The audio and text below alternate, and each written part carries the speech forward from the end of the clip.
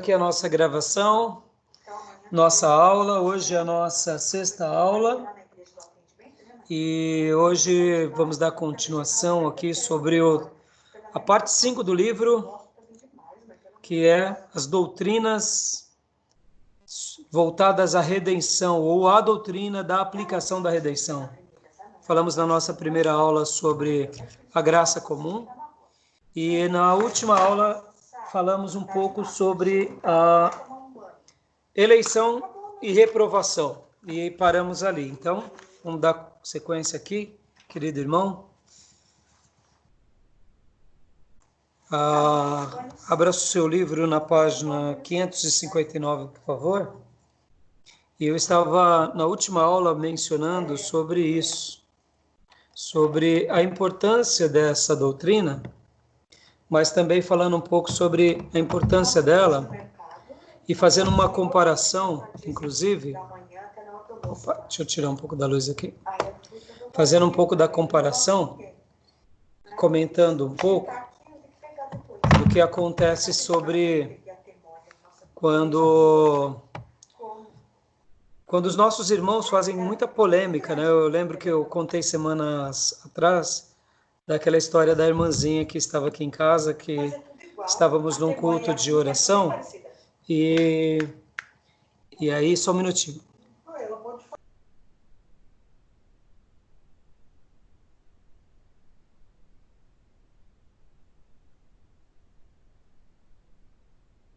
E aí ela chegou para mim e numa reunião e falou assim: pastor, é 2 minutinhos apenas.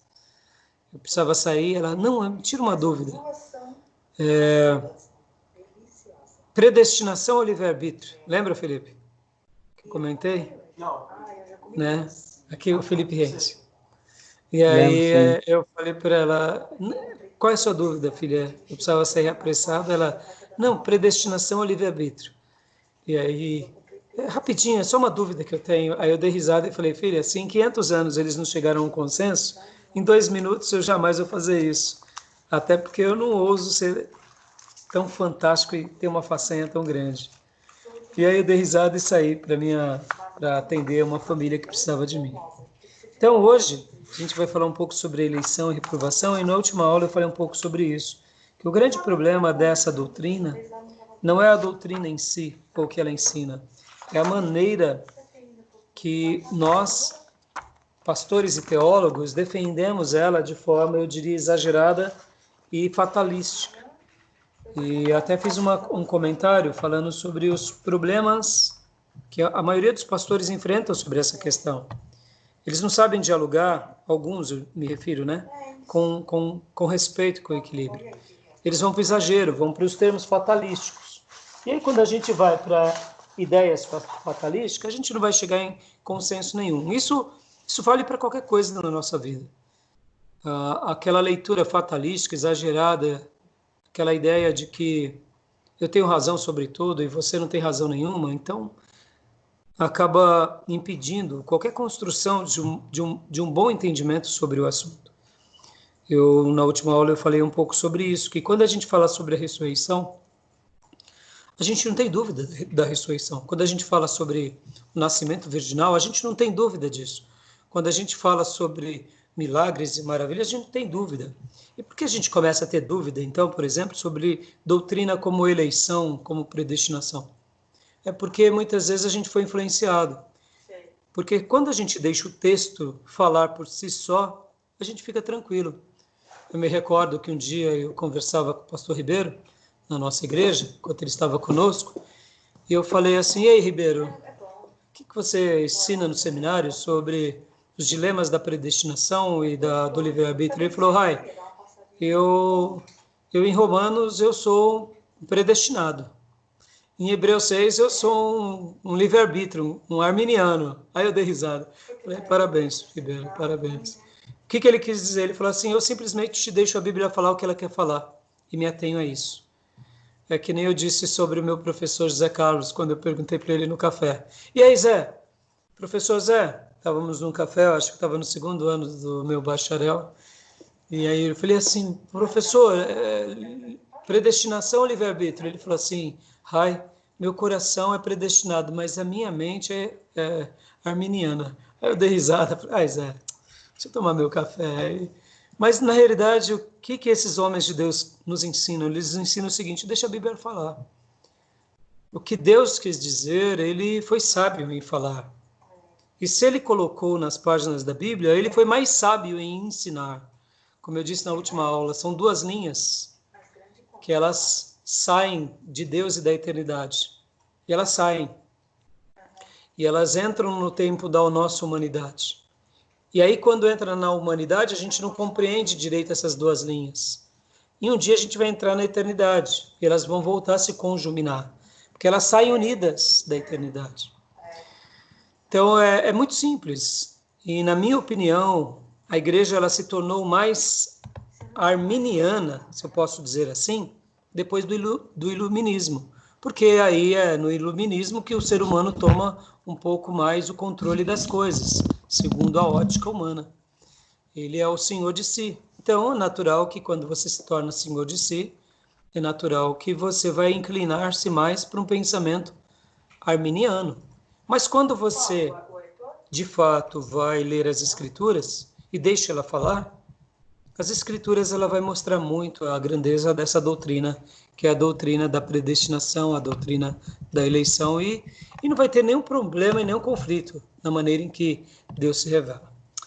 Beleza, filhote? Então foi assim que a gente começou a semana passada e agora eu quero dar sequência. Hoje a gente vai dar uma corrida boa, né? Faltamos uma aula, semana passada não deu para nós termos a nossa aula, então hoje a gente vai correr um pouco, apesar de estarmos um pouco adiantado, mas temos muito assunto. Alguma dúvida até aí? Não, pastor. Tranquilo? Eu nem acabo discutindo muito essa questão de arminianismo e nem calvinismo, porque eu particularmente não gosto muito dessas discussões. Li tudo, compreendo os dois lados. Prefiro andar de fé em fé, frutificando, sendo um bom cristão nessa terra, vivendo o evangelho, pregando o evangelho, e Deus faz o resto. Simples Isso aí. assim. Não, é simples assim. Eu Simples costumo assim. dizer, sabe uma coisa? Você me conhece, é minha ovelha faz muitos anos, né? E o meu discurso ele é totalmente, praticamente arminiano, porque eu trabalho muito na ideia da responsabilidade. Eu lanço, a minha mensagem é muito pragmática, e não tem como você ter uma mensagem pragmática sem trazer a responsabilidade. Então, eu me considero um pastor que a minha prática pastoral ela é totalmente pragmática, é trazendo a responsabilidade.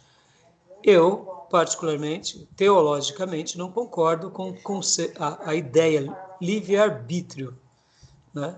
Não concordo. Mas eu concordo com a ideia responsabilidade pessoal. E eu, nesse quesito, eu acho que o que eu mais falo nos meus ensinos, aulas e principalmente na pregação, na maneira em que eu conduzo as minhas mensagens e conduzo o ministério, é trazendo a responsabilidade pessoal. Mas eu não nego que a minha fé em Deus, ela está sustentada nessa soberania tremenda dele e não nego a predestinação e muito menos a eleição. É que eu procuro pensar assim, enquanto eu estiver aqui, eu preciso me santificar, eu preciso crescer, eu preciso pregar, eu preciso ganhar alma, eu preciso discipular pessoas, eu preciso fazer a obra e dar o meu melhor. E eu consigo só entender tudo isso na dimensão do quê? Da prática, da responsabilidade pessoal, da santificação, da A gente consagração. acaba em Tiago, né? A fé sem obras é morta, né? Então, exatamente. A E gente tem que ter, agora, a gente tem que ter um mix entre Paulo e Tiago aí, né? sim, perfeito, é isso aí.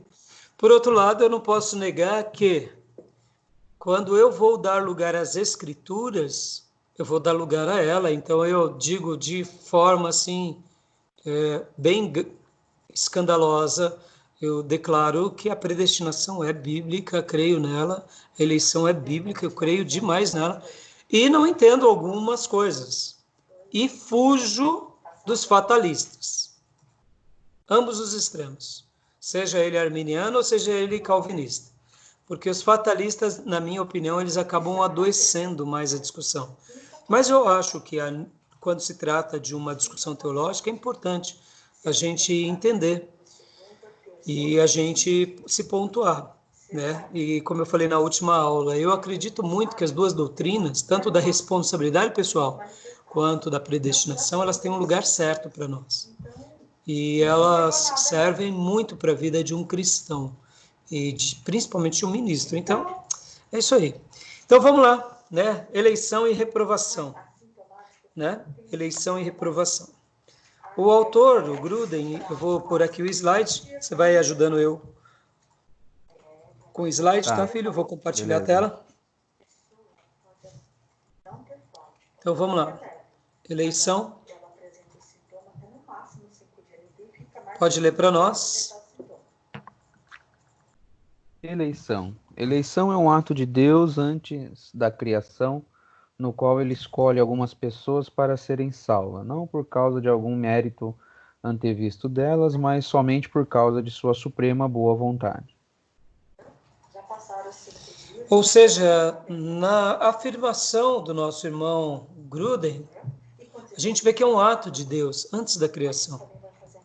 E aí onde entram as grandes dúvidas, porque se é um ato de Deus antes da criação e que perdura-se durante toda a criação e durante toda a eternidade, logo, aquilo que temos dúvida, geralmente nós queremos atribuir a alguém alguma coisa. E quando Deus faz um ato que o acompanha e foi consciente da parte dele, e nós vemos na história da humanidade acontecimentos trágicos, indiretamente a gente começa a culpar Deus. E aí é onde entram os fatalistas, é onde entram os argumentos humanos.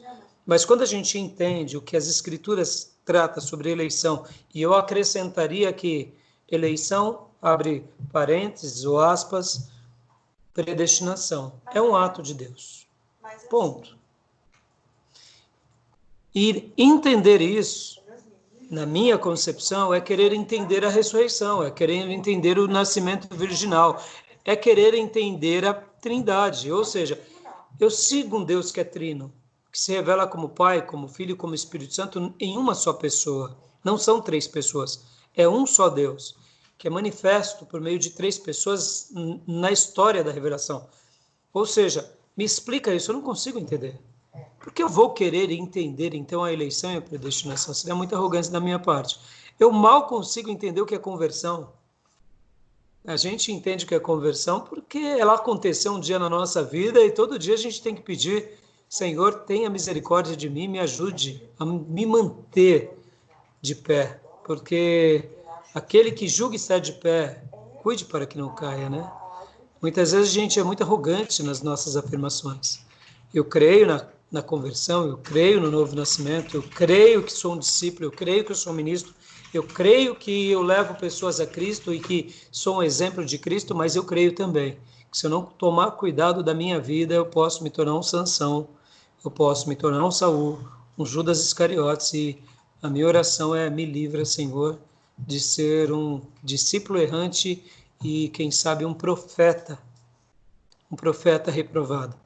Hoje, na minha devocional, por exemplo, eu estou lendo números, eu estou me degustando números, eu estou sempre meditando em números e eu estou em Balaão.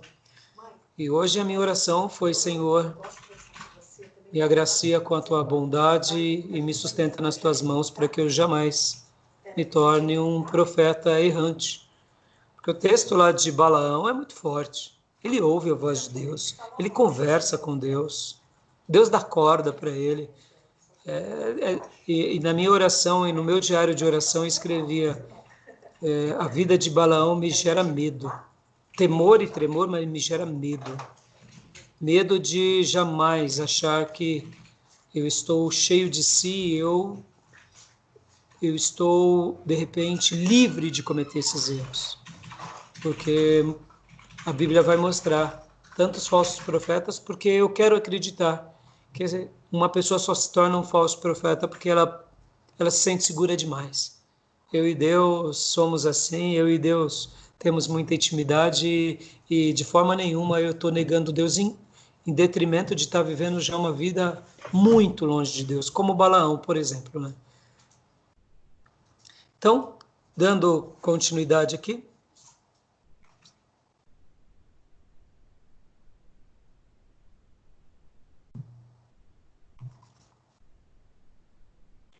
A doutrina da eleição no Novo Testamento. Como o Novo Testamento trata da doutrina da eleição? Como um consolo, Romanos 8:28, como uma razão para louvar a Deus, Efésios 1, do 5 ao 6, 1 Tessalonicenses... Opa! 1 Tessalonicenses 1, 2, 1 Tessalonicenses 4, 2, e como um incentivo à evangelização, 2 Timóteo 2, 10.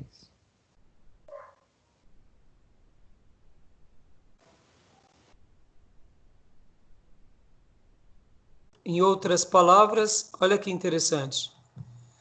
É um consolo, é uma expressão de adoração, incentivo à evangelização. Aí fala assim, mas como incentivo à evangelização? Não estou entendendo. É incentivo à evangelização porque se Deus tem pessoas que Ele escolheu para serem salvas, vamos assim usar o termo, né? Principalmente dos irmãos que gostam de ser mais fatalística, eles gostam de trabalhar dessa premissa. Deus escolheu uns para serem salvos. Pode ver que a Bíblia não vai dar margem necessariamente para essa fala. A Bíblia vai dizer lá em Tito que a obra do Evangelho é para que todos sejam salvos, né? Então, agora, a mesma Escritura vai mostrar que nem todos serão salvos. Nota que quando Deus se refere a esses termos, ele se refere no desejo dele de salvar todos. E quando a Bíblia dá uma resposta sobre esses todos, nem todos servirão, porque infelizmente muitos escolherão o caminho do orgulho e de uma vida independente de Deus, né? E o que acontece? A doutrina da eleição ou da predestinação, ela é um consolo. Por que ela é um consolo? Porque a gente vê que, de fato, quando realmente Deus nos salva, Deus realmente nos salva porque Ele é bondoso, Ele é misericordioso, Ele se compadece de nós. E quando a gente entende tudo isso, a gente vê uma coisa que, de fato, Deus, apenas Deus, nos atraiu a Ele pela sua graça e quer um consolo maior do que esse. Sabemos que um dia Deus olhou para nós de forma favorável. Isso é extraordinário. Isso é um consolo, o maior consolo que a gente como pecador pode ter.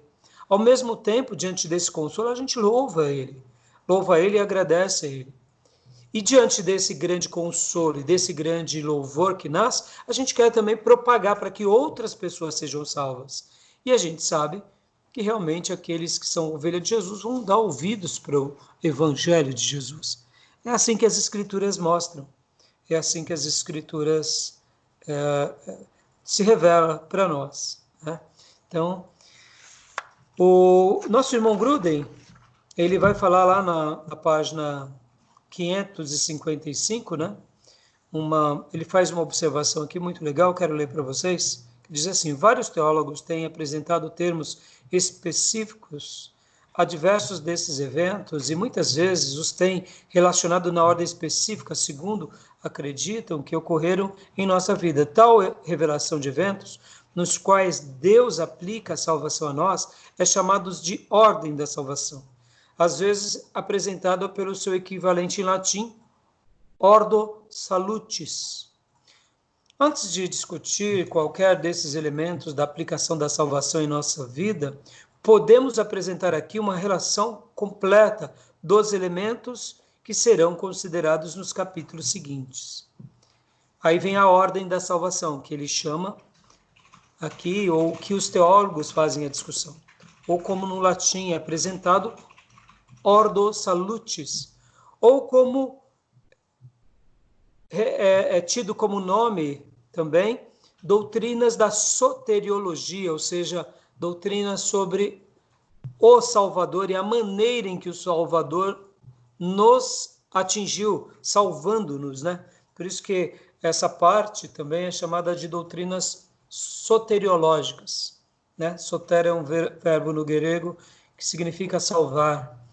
Então, a ordem é essa: a eleição, a escolha das pessoas a serem salvas por Deus, né? O chamado, sendo salvas por Deus, chamado do Evangelho, a proclamação da mensagem do Evangelho, regeneração, ou seja, o ser nascido de novo, a conversão, fé e arrependimento, justificação, o direito legal de estar diante de Deus, a adoção, a filiação na família de Deus, santificação, a condução correta na vida, perseverança, o permanecer cristão, morte, partir para estar com o Senhor, e a glorificação, a ressurreição do corpo. Essa é uma ordem bem interessante. E essa ordem são a maneira em que as doutrinas da salvação atingem-nos, né? Os eventos da salvação. Agora, é claro, cada teólogo vai dar uma, vamos dizer assim, uma sequência, né? Alguns vão trabalhar primeiro com a conversão, outros vão trabalhar com a proclamação, mas, na minha concepção, todo o processo da salvação, ou das doutrinas soteriológicas, ou seja, do Ordo Salutis, ela acaba atingindo-nos como um pacote. Na minha concepção, existe em pedagogia uma ideia, uma corrente na pedagogia que é a construtivista, né? Que o aluno é mais ou menos assim, ele vai entender a matéria como uma pipoca.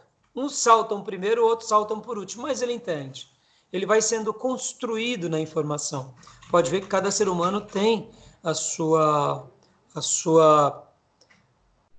maturidade, a sua percepção. Eu quero acreditar que a ordem da salvação, independente de como uma pessoa chega a esse conhecimento, a essa clareza, ela pode chegar a essa clareza de uma forma que não tem um padrão. Na minha opinião, não há um padrão.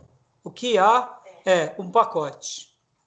E desse pacote, cada um vai ser ministrado por Deus, cada um vai ser tocado, cada um vai ser transformado e vai compreender essas doutrinas de uma forma melhor do que o outro. E um pensador cristão vai entender de uma forma, talvez vai colocar de uma forma diferente do outro. Porque, para mim, a ordem não importa tanto. O que importa é o pacote. Vou dar um exemplo disso. Tem pessoas que vão compreender sobre a salvação a partir da doutrina da salvação, ou melhor, da santificação. Ela se sente um pecador tão grande diante de um Deus tão santo que ela foi tocada, ou seja, os seus sentidos foram mais clareados a partir daí. E ali começa então todo o projeto de despertamento espiritual. Aí ela começa a dar ouvido à mensagem do Evangelho, ou seja, ao chamado do Evangelho, à proclamação que alguém fez. Dentro dela, ela começa a passar pelo processo da regeneração e, de repente, ela se converte, nasce de novo, e aí compreende muitas vezes a doutrina da eleição por último. Ou seja, não importou a ordem dos fatores. Não importou. Algumas outras pessoas que vivem debaixo de muita culpa, por exemplo, elas vão compreender perfeitamente o que é salvação quando elas entendem o que é justificação. Elas vão entender um pouco sobre a obra de justificação, então elas são tocadas e dali desencadeia todo um processo da revelação. Pode ver que, por exemplo, alguns pregadores e alguns ministros, eles foram tocados por Deus para serem precursores de uma mensagem num momento específico da sua vida. Por exemplo, John Wesley. John Wesley, se a gente pudesse falar sobre ele teria pelo menos duas grandes vertentes que o acompanharam. A primeira, de ser um pregador avivalista, ou seja, um proclamador, um evangelista. E a segunda, sobre alguém que defendeu demais a questão da santificação. Até hoje, na Igreja Metodista, há um culto chamado culto de santificação. Não sei se você já ouviu falar, Felipe. Acho que o senhor comentou em uma aula, se eu não me engano. Então, se você uma hora tiver contato com os irmãos metodistas, sejam eles metodista wesleyano, metodista livre, todos os segmentos, eles têm um culto da semana que equivale ao nosso culto de oração. Eu acho que foi com o Flávio até, né? O Flávio é metodista, não foi? Isso, ele é metodista, a igreja dele tem origem metodista. Então, o que acontece? Olha só que interessante, ele chama o culto de santificação. Aí você fala assim, mas por quê? Porque para Wesley, essa mensagem que trazia a santificação à tona era urgente, era necessária. E Wesley foi um divisor de águas. E para você ter uma ideia, dentro do corpo de doutrinas de Wesley, ele dizia o seguinte, que o cristão ele poderia chegar ao ponto de se tornar praticamente perfeito nessa vida. Isso dá uma discussão muito grande quando teólogos vão argumentar com Wesley. Porque ele fala, então quer dizer que um cristão ele pode se tornar praticamente pleno nessa vida, ou perfeito?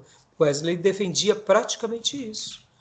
Aí talvez muitos irmãos, inclusive metodistas, vão questionar.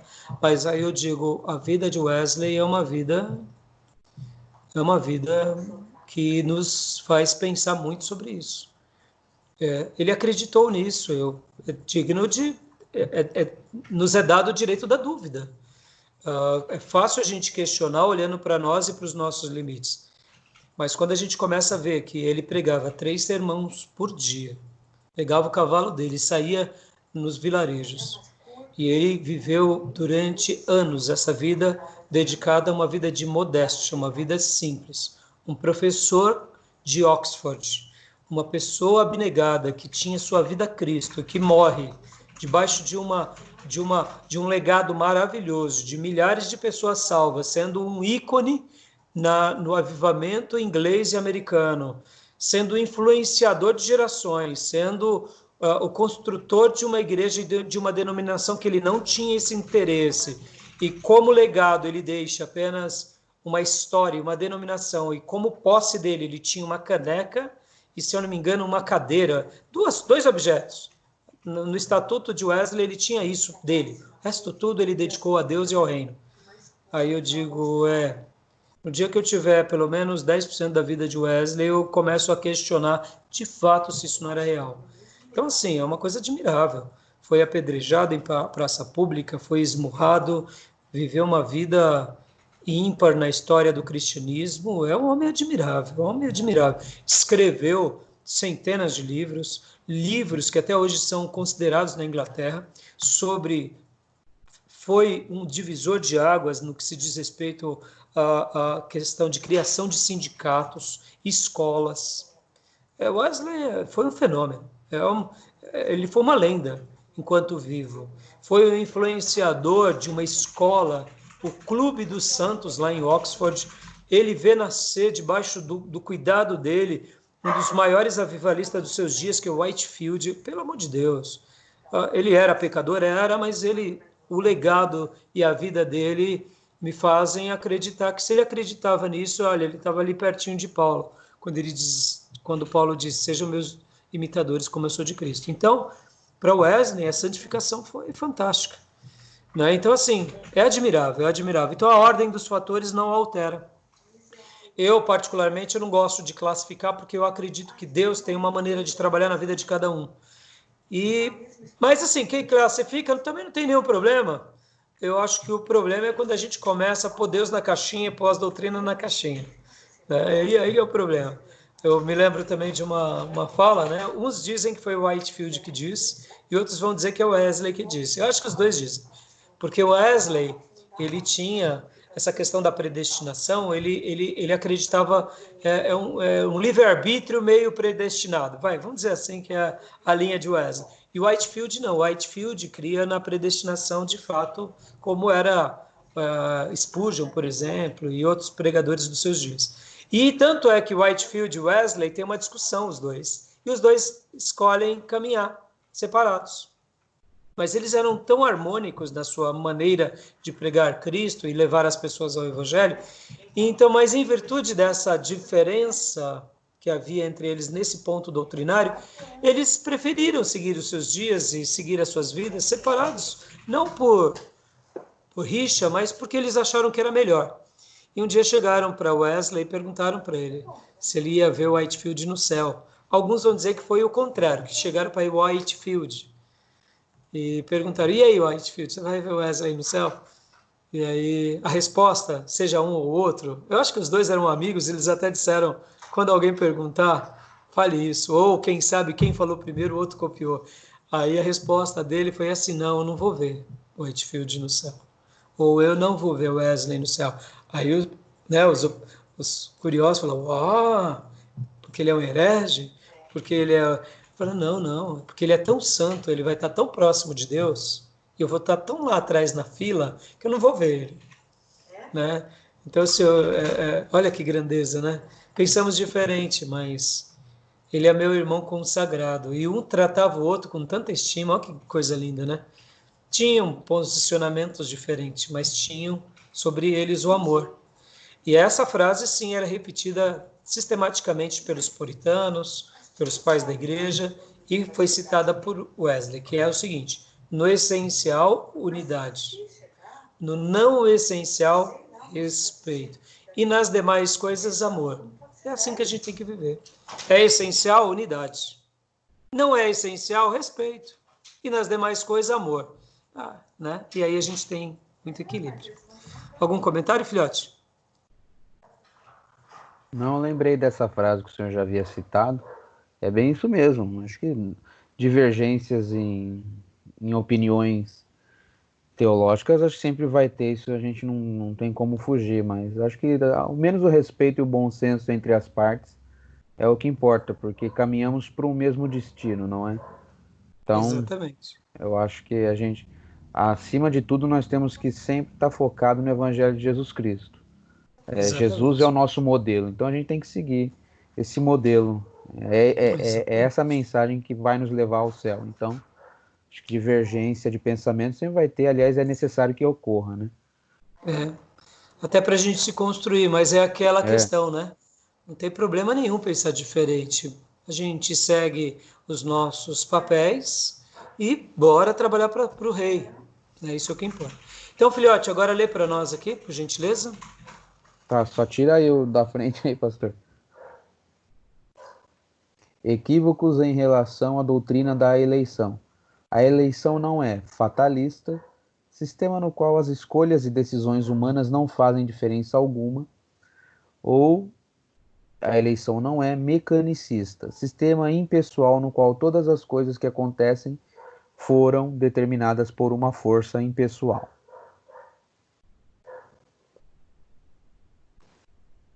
Exatamente. Você vê? O problema é o fatalista e o mecanicista. As pessoas querem rotular como Deus pensa, como colocar a Bíblia numa caixinha. E aí colocou, né?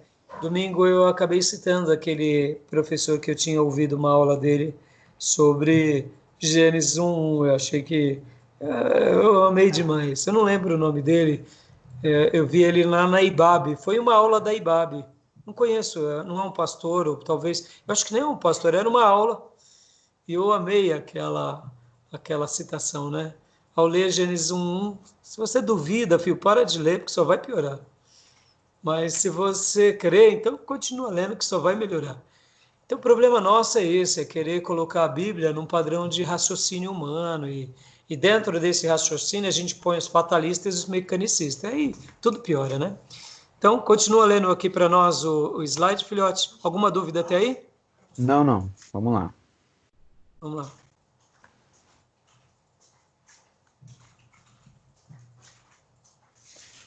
Resposta bíblica ao fatalismo, né? Então, as respostas ao fatalismo estão em João 3,18, Atos 18, 9 ao 10, Romanos 10, 14 e 17, 1 Tessalonicenses 1, do 4 ao 5 e 2 Timóteo 2,10. O senhor quer que leia algum desses textos? Não, pastor? Eu gostaria que você lesse apenas João 3,18. Tá.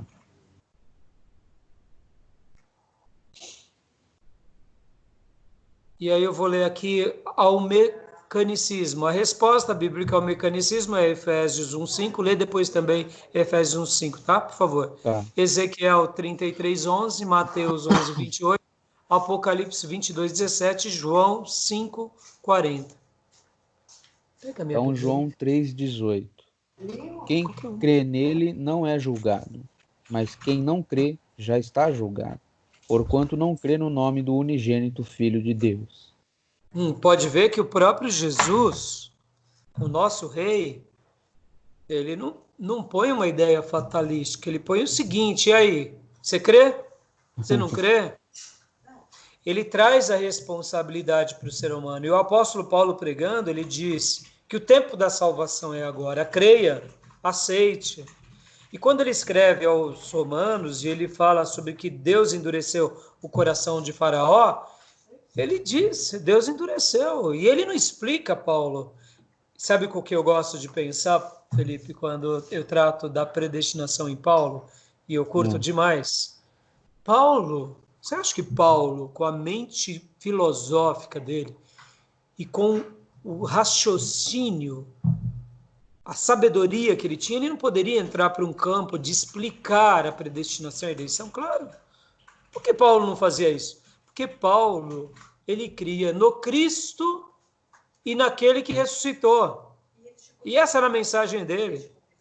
Ou seja, ele não estava baseado a fé dele no saber humano, na filosofia estoica e epicureu dos seus dias, porque Paulo, na sua formação acadêmica, ele era filósofo e ele era especialista dentro das filosofias dos epicureus e dos estoicos, que era uma corrente filosófica dos seus dias. Ele dominava aquilo. E olha só que interessante, ele não faz a fé dele, a construção da fé, baseada na filosofia, nem no judaísmo. E então, mesmo se tentasse, foi ele colocado um espinho na carne para ele ficar quietinho de boa, né? De passagem, né? De passagem. Paulo, menos aí, você é tão genial, vou te dar um espinho na carne para você ficar quietinho. E o Ed René, certa ocasião, pregando sobre Paulo, falou assim, sabe, irmãos, eu me lembro, dei muita risada quando eu vi isso do Ed René. Ele disse assim, sabe aquele lance que você tem um anjo da guarda que te acompanha? Aí o Ed René falava assim, pois é, tem gente que fala que tem um anjo da guarda, a Bíblia fala que tem um anjo que cuida das crianças. Pois é, Paulo era um camarada, tinha um capeta. Capeta que esbofeteava. Aí eu dei risada. Porque a Bíblia vai falar que ele tomou 3 bofetadas, né? E foi amando de Deus, detalhe, né?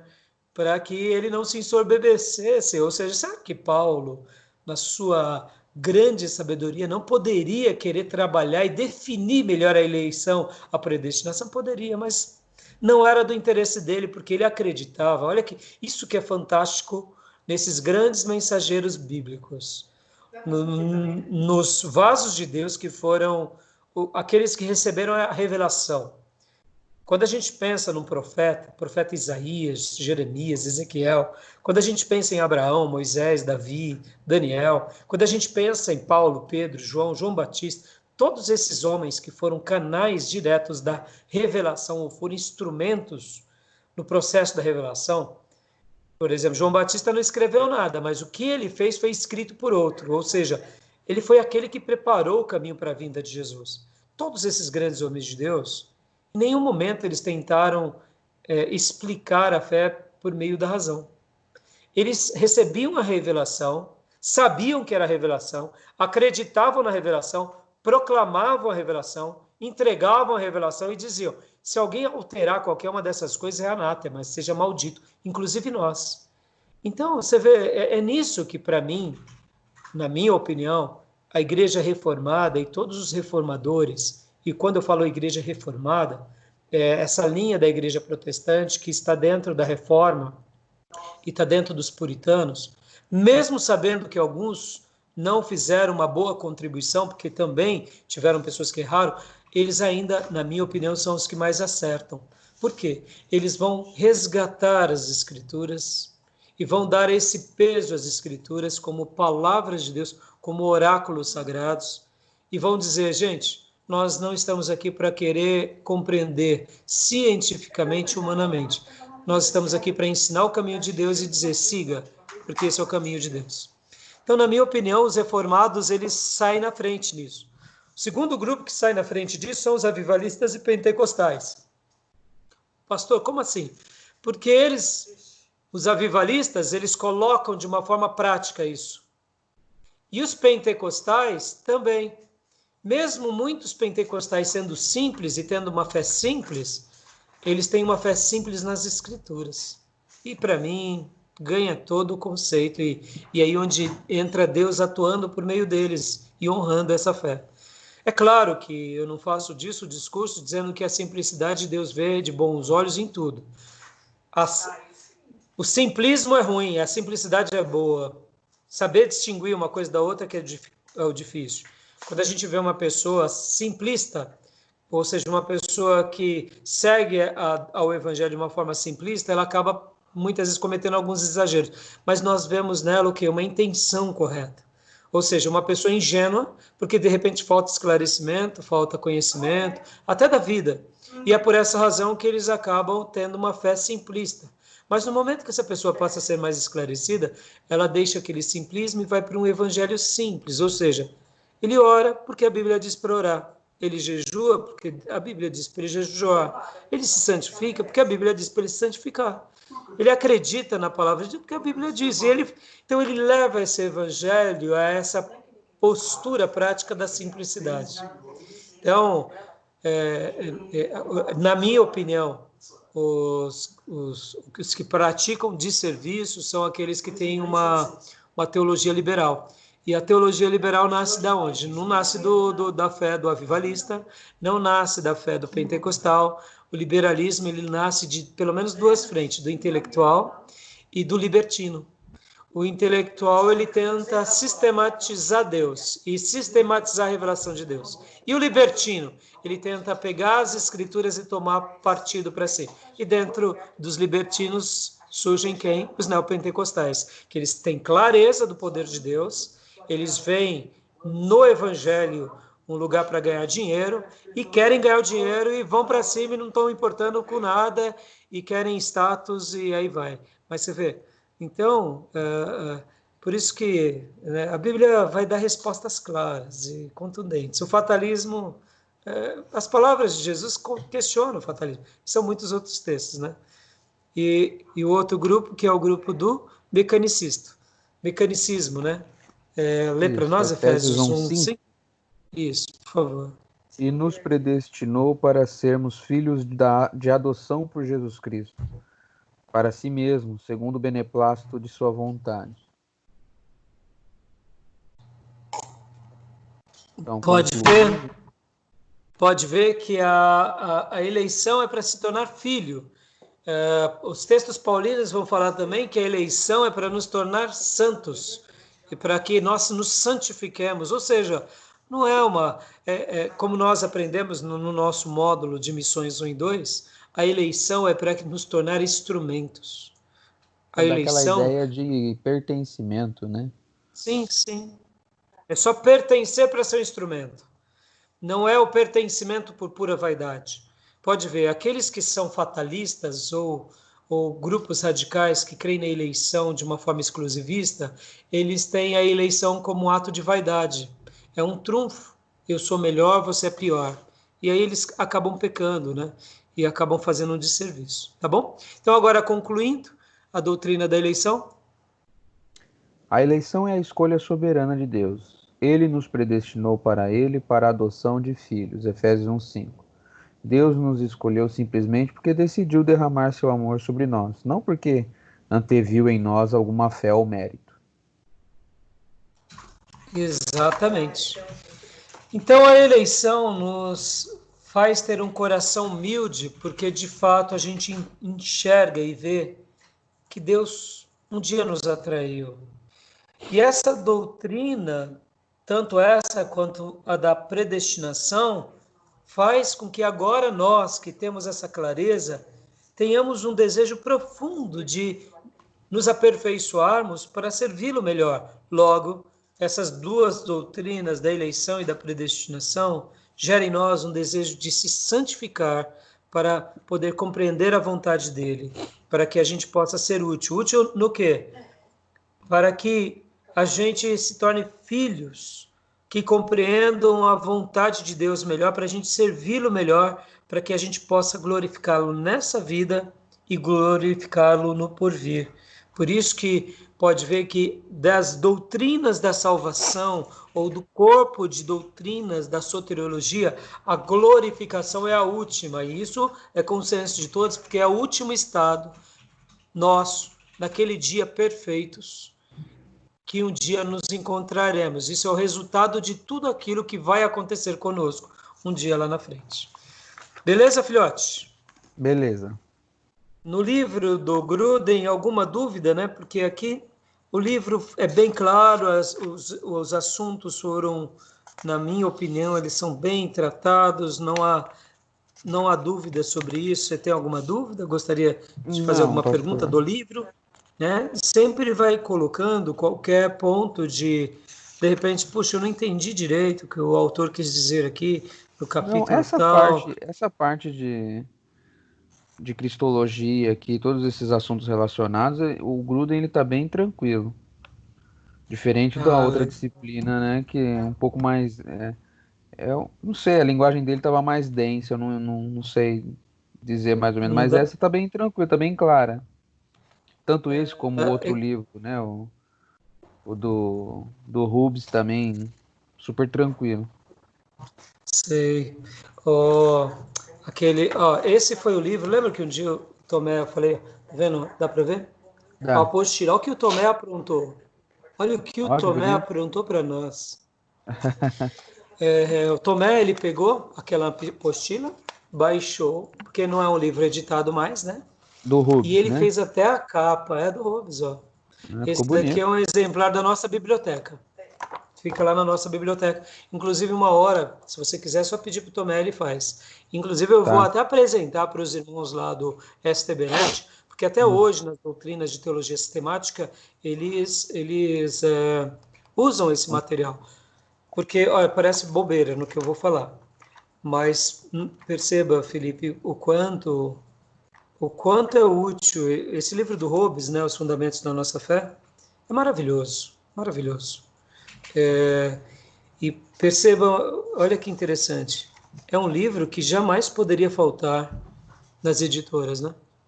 Por que para-se de publicar um livro desse? É uma guerra espiritual, né? Entrou muito liberal, né, nesse meio também, né? Então, assim, textos que são mais conservadores acabam ficando de lado ou sendo extintos das prateleiras, né? Isso é um problema. É um problema, isso é um problema seríssimo. Isso só demonstra o seguinte: o que é importante para o mercado evangélico, né? Porque a gente começa a ver que começa a ter um princípio do que o que é interessante para o mercado, né? É o que E o mercado ele eles querem aprecia agraciar o que a pessoa quer ler, o que é, né, influenciada por tantas outras coisas no dia a dia, a e, pessoa acaba se enveredando por caminhos tortuosos, né? e aí esquece o que da verdadeira doutrina e de verdadeiros livros que nos levam à doutrina. Por isso que aqui fica a minha crítica, né, a nós mesmos, para que nós possamos ser favorecedores, se assim eu posso dizer, de obras como essa. Porque, por exemplo, né, aqui no Rubens, ele tem o capítulo também, o 8 sobre a eleição. É maravilhoso. Pode ver que o Rubens, aliás, esse livro é uma pérola, na minha concepção, como aquele outro do Teologia, Introduções de Teologia Sistemática que eu te passei.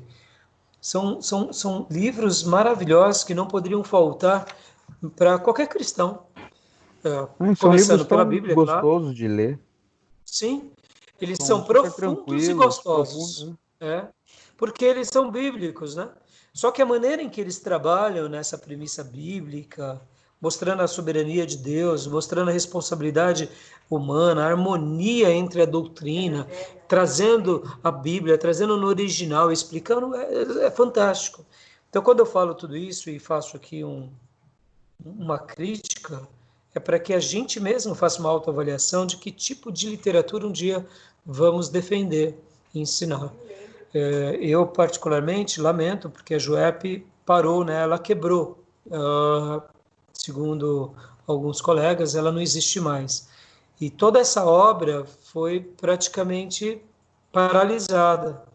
E o que acontece? na minha concepção, isso tudo é uma guerra espiritual. Mesmo que possa ter um viés humano de má gestão, de desvio de recursos, seja lá o que for, ou, por exemplo, administrações erradas, o que faz parte da vida, eu não tenho dúvida que isso tem a ver com o quê? Com uma obra maligna. Porque impedir que o povo de Deus seja ministrado por livros tão maravilhosos assim é um desperdício. E aí, qualquer hora, eu vou até apresentar para os nossos irmãos lá do STBnet, dizendo, olha, gente, tem um irmão da nossa igreja que faz um trabalho, é o Tomé. Ele fez isso, eu falei, Tomé do céu, faz um para mim, aí ele ficou de fazer, até acabou esquecendo. Mas esse daqui, ele falou, não, pastor, fica para você. Eu falei, não, esse daqui eu vou dedicar para a igreja. Eu deixei na biblioteca do nosso seminário. Então, olha, mas olha como ficou bonito. Filho. Muito, Ó, muito. né? Bem Bem né? acabado. É. Bom, então sem nenhuma dúvida, né? Tranquilo? Tranquilo, bora lá. Bora lá, então. Próximo capítulo é o 33, o chamado do evangelho, e o chamado eficaz. Aqui, vamos lá então? Vamos lá. Aqui, esqueci aqui, no slide ainda tinha essas objeções aqui. Leia para nós rapidinho. Objeções à doutrina da eleição. Só uma leitura rápida. Tá. A eleição significa que não temos a opção de aceitar Cristo. Resposta. A doutrina da eleição é totalmente capaz de abrigar a ideia de que temos uma escolha voluntária e tomamos decisões espontâneas ao aceitar ou rejeitar Cristo. Como eu já mencionei anteriormente, os fatalistas querem dizer, se você foi eleito, então você não precisa fazer nada, ele já te elegeu. São respostas tolinhas, né?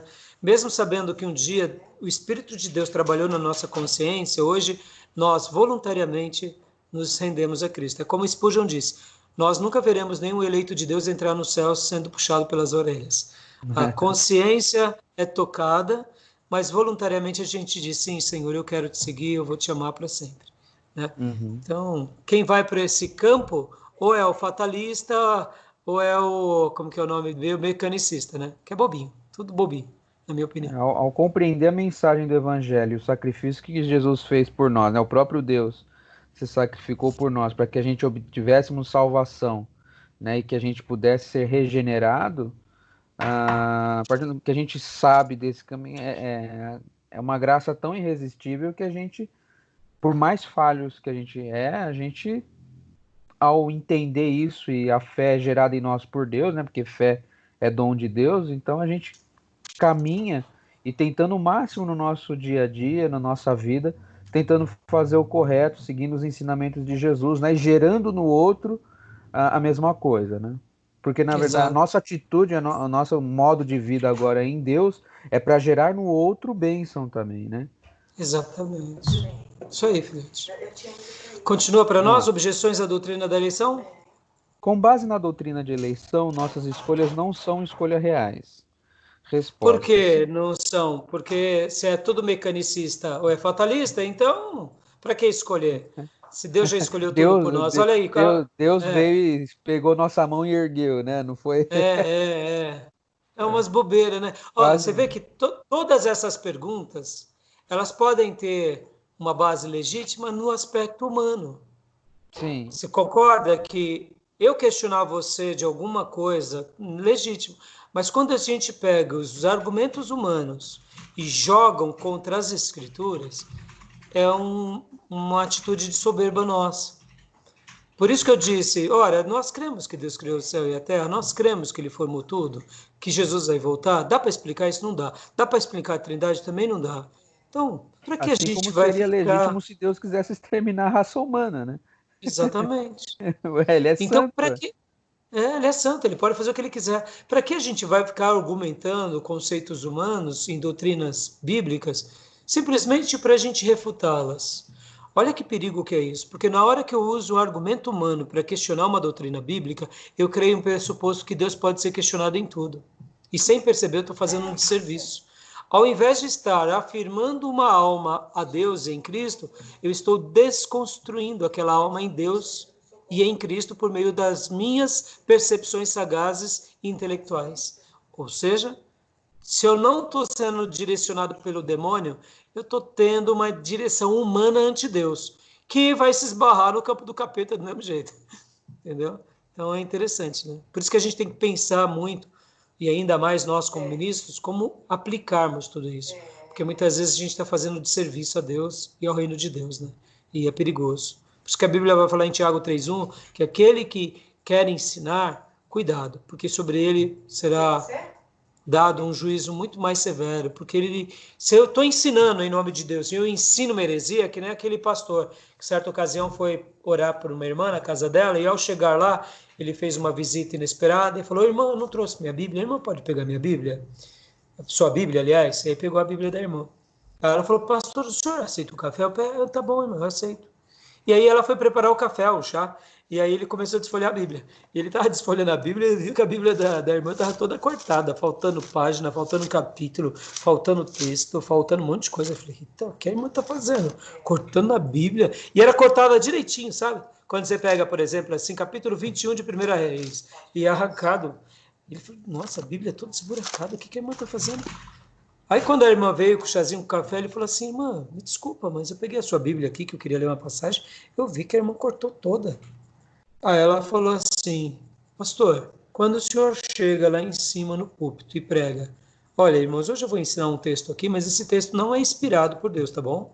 Esse texto só está aqui nas escrituras por estar, e eu chego em casa, eu pego e arranco. Eu não quero esse texto para mim. Só quero que é palavras de Deus. Olha, olha a responsabilidade do pastor, né? Tá vendo? Muitas vezes a gente, em nome da sabedoria, né? Das faculdades, olha aí, uma alma que a gente está fazendo com que ela não creia nas palavras. Quem somos nós? Esse livro aqui demorou 2000 anos para ser escrito. Quem somos nós?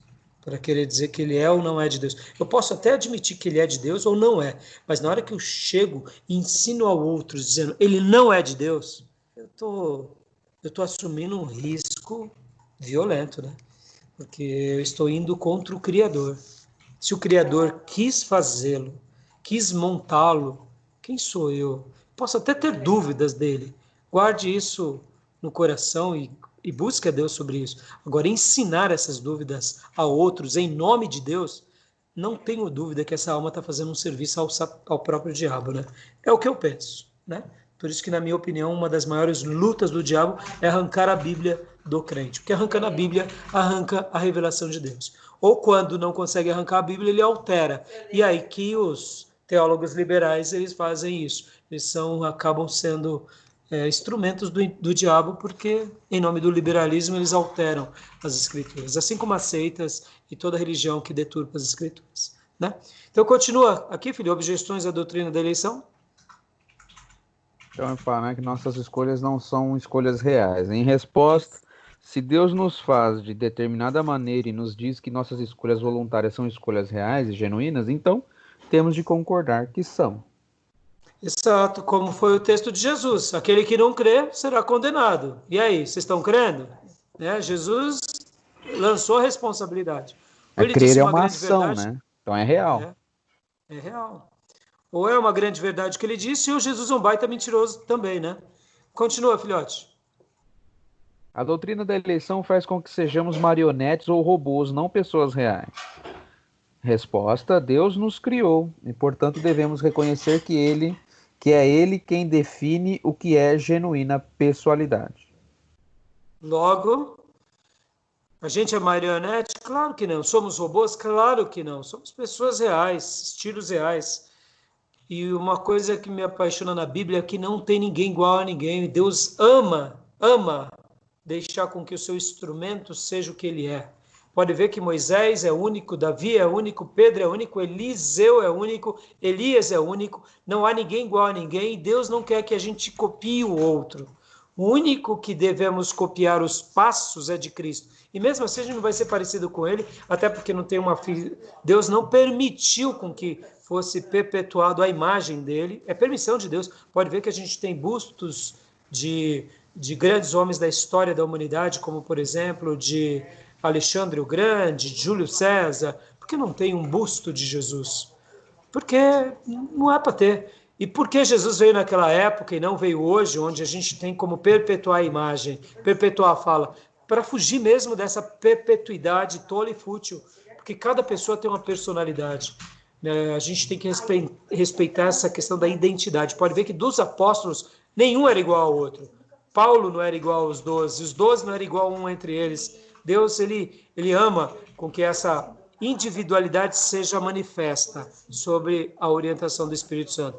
E uma das coisas mais ridículas que existem é essa questão da cópia, né, do líder, né, falar igual ao líder, né? Porque a gente não é igual, né? Deus nos criou e, portanto, devemos reconhecer que Ele é quem define o que é a genuína pessoalidade. Somos uma pessoa única, especial no universo, para a glória de Deus, né? A própria natureza, a própria biologia já parte do pressuposto da variabilidade, né?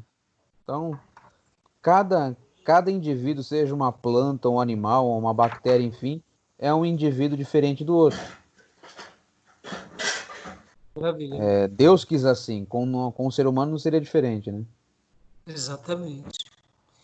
Continuando, filhote. Da doutrina da eleição decorre que os incrédulos jamais têm a chance de crer. Resposta. Primeiro, devemos observar que a Bíblia não nos permite dizer que os incrédulos não tiveram chance de crer. Segundo, porventura pode o objeto perguntar a quem o fez? Essa outra ideia é uma ideia fatalista, né? Já que ele foi condenado, ele foi eleito ele foi predestinado ao inferno, então a culpa não é dele, a culpa é de Deus. Nota como a construção também acaba sendo uma afronta ao caráter de Deus. Ou também como uma omissão à responsabilidade humana. Ele é um incrédulo, ele não tem condições de crer, ele foi tirado essa percepção. Isso é ignorância. Na realidade, todos os seres inteligentes têm a opção de crer, de seguir, de obedecer e de cumprir a vontade de Deus, né? Nota como essas ideias fatalísticas, elas são cruéis, né? E elas trazem um desserviço a uma doutrina tão linda. Beleza, Fiote? Beleza. E também tem aquela própria fala de Paulo, né? Que todos pecaram e destituídos estão da glória de Deus. Todos são iguais em relação a isso. Exatamente. Então, aquele que entendeu, creu. Agora, aquele que, embora tendo ouvido a mensagem do Evangelho, não quis e deliberadamente a rejeitou, não tem o que se fazer. Mas dizer que ele, por exemplo, foi tirado a possibilidade dele crer, né? É impossível. É como dizer assim que é um ser inteligente que não quis, não consegue entender. Por isso que o Evangelho, o preço de Deus é um preço simples, né? É crer no Cristo e na obra do Cristo e aceitá-la. Simples, né? Então, quando a gente começa a fazer esses apontamentos humanos e questionamentos para tentar desconstruir uma doutrina, quem perde somos nós. Eu costumo dizer, ensinar, você já me ouviu dizer isso, tem hora que a gente vai ter dificuldades de crer numa certa doutrina. Mas isso não quer dizer que a gente não possa apresentar essa doutrina diante de Deus como uma dúvida. Por exemplo, o milênio é uma dúvida. A Bíblia fala muito pouco sobre o milênio. A descrição do milênio ela é muito cheia de incógnitas. Por exemplo, dá uma ideia de que vão existir pelo menos 2 tipos de seres humanos no planeta. Aí se você me perguntar, e aí, pastor, e aí que eu também não compreendo. Mas não quer dizer que não seja real. E não quer dizer que Deus não possa um dia concretizar isso. Deus é Deus, né? Mas aí quando a gente começa a razoar, a argumentar e desconstruir uma doutrina simplesmente porque eu não a compreendo, eu acabo fazendo um desserviço às Escrituras. É normal a gente não compreender muita coisa. A eternidade, vamos compreender a eternidade, né? Não dá para compreender, somos limitados e finitos. A glorificação, o que é ser perfeito? Como que a gente vai entender o que é ser perfeito num corpo imperfeito? A gente tem uma suposta ideia. E tem hora que essa suposta ideia ela vem com algumas nuances de clareza e tem hora que essa suposta ideia vem com nuances de muita incompreensão, né? Por exemplo, imaginar a eternidade enquanto a gente está vivendo uma vida boa aqui é tranquilo. Imaginar a eternidade enquanto a gente está num leito de enfermidade, sofrendo e sentindo dor na carne, é muito difícil. Por isso que aquele que sofre num leito, ele é digno da nossa compaixão. Não é digno do nosso entendimento, porque quem está sofrendo ali com uma dor e algumas doenças que fazem com que a pessoa tenha dores profundas e viva debaixo de de remédios para minimizar a dor. O que ele precisa de compaixão. E quando essa alma começa a gritar e clamar, falar, Deus, eu estou aqui, o Senhor esqueceu de mim, Deus. E aí a gente olha para essa pessoa que grita e clama e fala, poxa, perdeu a fé, é porque a gente não está naquela situação, isso é falta de compaixão. Então, você vê, quando a gente se torna um ser humano melhor, a gente compreende que um pai de família que perdeu todos os filhos, e numa hora como essa está chorando a dor da perda, da tragédia, e ele ali está, vamos dizer assim, revoltado com Deus, é legítimo. Porque é um ser humano que o seu mundo desabou. Perdeu a família, ele não perdeu dinheiro, ele perdeu os filhos, e muitas vezes perde de forma trágica. O que a gente tem que fazer numa hora dessa? Arrazoar que ele se desviou porque ele está com dúvidas? Jamais. É um momento que nem a gente, o maior dos pastores e teólogos, vai conseguir compreender ou o que falar. Por isso que a Bíblia fala que aquele que chora é digno do nosso choro também. E aquele que sofre, a gente tem que preencher o coração. E aquele que está alegre, a gente tem que se alegrar com ele e cantar com ele. Porque aí é a hora de sorrir, né? Fora disso, a gente não consegue. Continuando aqui, filhote, a eleição é injusta? Aqueles que fazem objeções à doutrina da eleição? A resposta é? Primeiro, devemos nos lembrar de que seria perfeitamente justo que Deus não salvasse ninguém, exatamente como fez com os anjos. Segundo, não é justo que Deus crie algumas pessoas, as quais ele sabia, pecariam e seriam condenadas eternamente, e as quais ele não redimiria.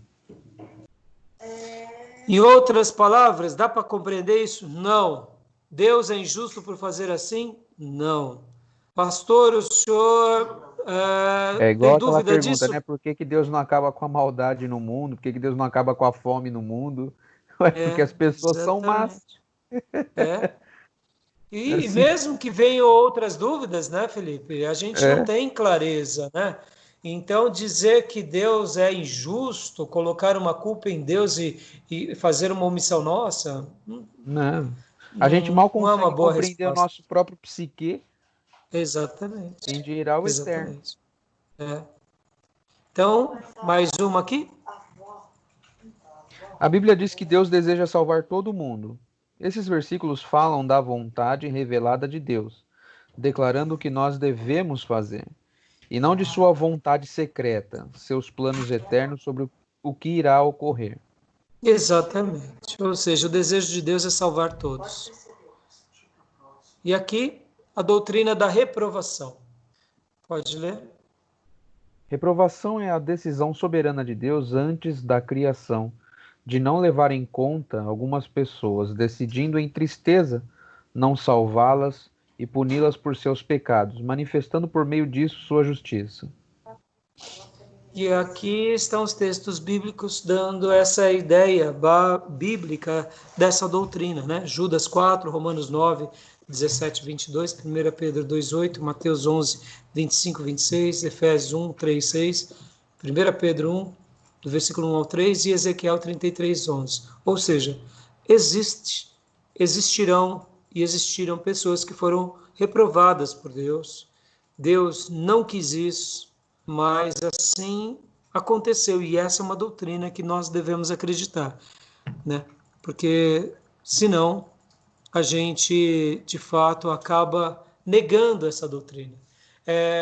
É mesmo que dizer que o inferno não existe porque nós temos dificuldade de acreditar nele.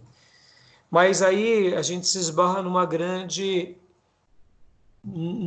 grande problema. A Bíblia vai falar sobre o inferno, Jesus vai falar sobre o inferno. Ora, ou Jesus foi um grande mentiroso, ou nós estamos equivocados. Se eu não entendo sobre o inferno, ou como uma pessoa vai para lá, isso não quer dizer que ele não seja real, né? A aplicação prática da doutrina da eleição. A doutrina da eleição responde que sou cristão só porque Deus, na eternidade passada, decidiu aplicar o seu amor sobre mim. A doutrina da eleição confere-nos humildade diante de Deus para pensar dessa forma. Faz-nos perceber que não temos direito algum à graça de Deus. Ou seja, é um favor do Pai. Beleza, filhote? Alguma dúvida até aí? Não, não. Isso só confirma aquilo que eu venho aprendendo ao longo dessa caminhada aí. Que entra até, não sei se poderia entrar até aquela questão do pecado contra o Espírito Santo, onde eu acredito que aquele que peca contra o Espírito Santo é aquele sabendo de tudo aquilo que Deus fez na cruz, aquilo que Deus decidiu na eternidade, por toda a humanidade, né? Não poupou anjos, mas poupa seres humanos de acordo com a sua infinita graça, veio a esse mundo, morreu, reconciliou consigo mesmo todas as coisas, e mesmo sabendo disso tudo, desse amor que ele fez por nós, por toda a humanidade, ainda assim eu viro as costas para Deus e o rejeito conscientemente, né? Exatamente. Pode ver que o pecado, que é a blasfêmia com o Espírito Santo, ele é muito parecido com o pecado de negar Jesus. Pode ver que há uma similaridade. Quem blasfemou com o Espírito Santo e quem negou Cristo consciente está dentro da mesma linha, ou seja, o resultado de ambos é a condenação eterna. Porque mesmo que tenhamos uma clareza plena do que seja a blasfêmia contra o Espírito Santo, essa blasfêmia é muito próxima àquela pessoa que vive a sua vida e despreza Cristo, né? Pode ver. E Você muitas vezes conseguiu... determinadas pessoas negam a Jesus, muitas vezes praticando a sua religiosidade dentro das igrejas, mas com as suas atitudes na vida negam a Jesus, né? Na falta do trato com a vida, na falta do amor com o próximo, né? Sim, sim. Blasfemando, e, enfim, vivendo uma religiosidade é, falsa, né? Não a verdadeira Sim, religião, que é o religare, né? Que é se religar a sim, Deus realmente, né? Nisso nós negamos sim, Jesus. sim, sim. E pode ver, filho, que isso é uma coisa assim, bem delicada.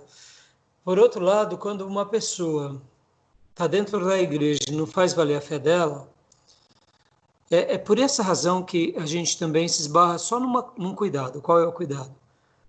Dá para a gente argumentar quem vai ser salvo ou não? Não dá. De maneira alguma. Porque é uma demanda divina.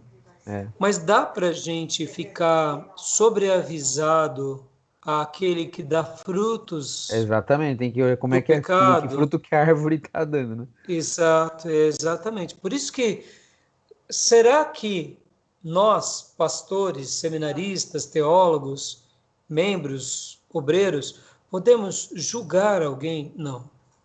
Esse é um direito que não nos assiste, porque o direito do julgamento é só para Deus e é só para Cristo.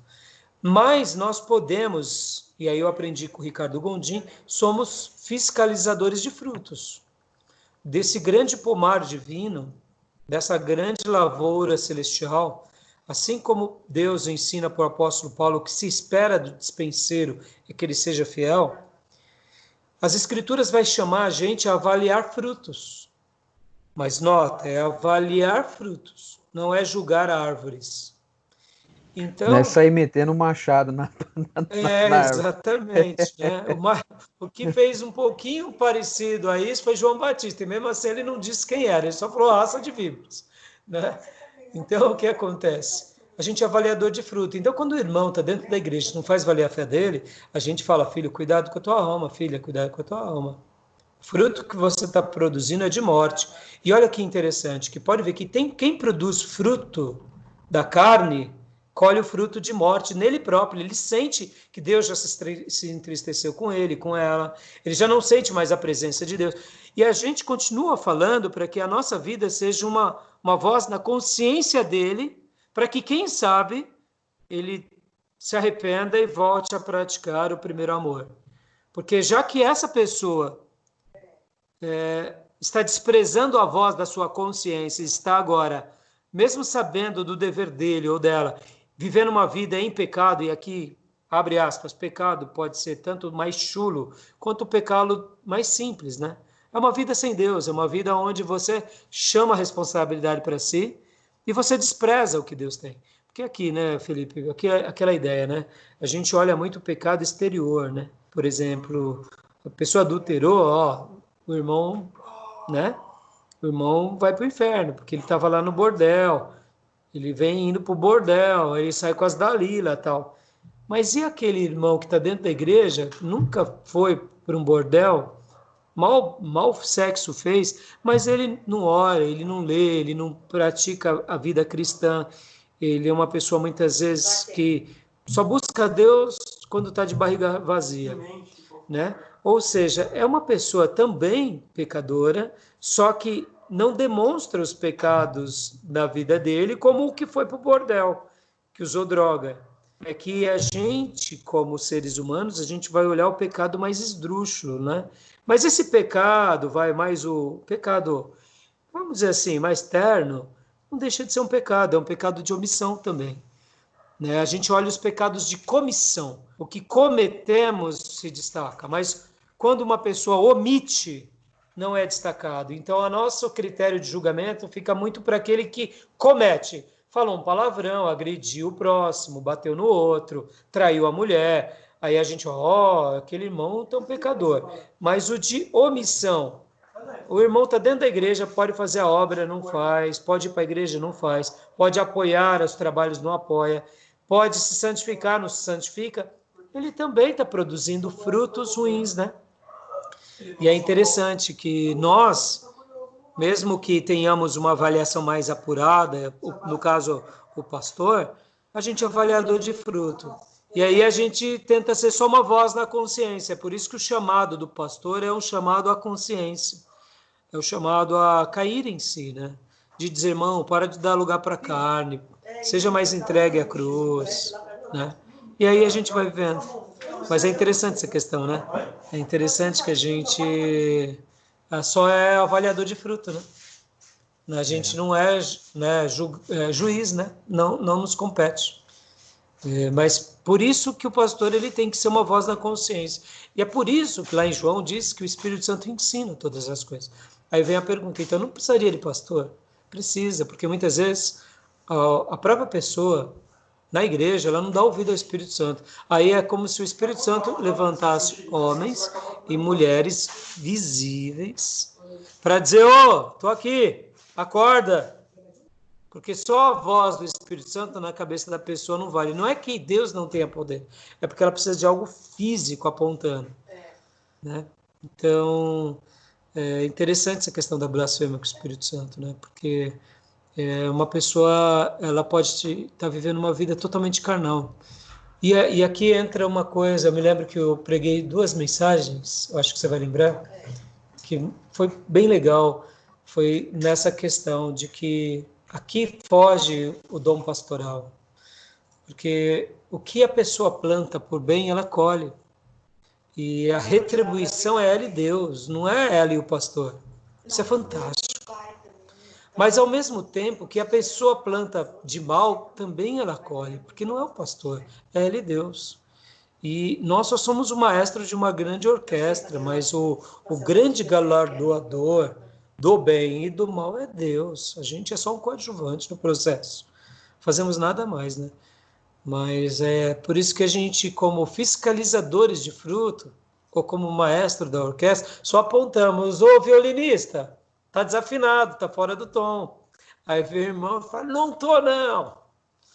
Aí tá assim, não tô não, então desliga o som.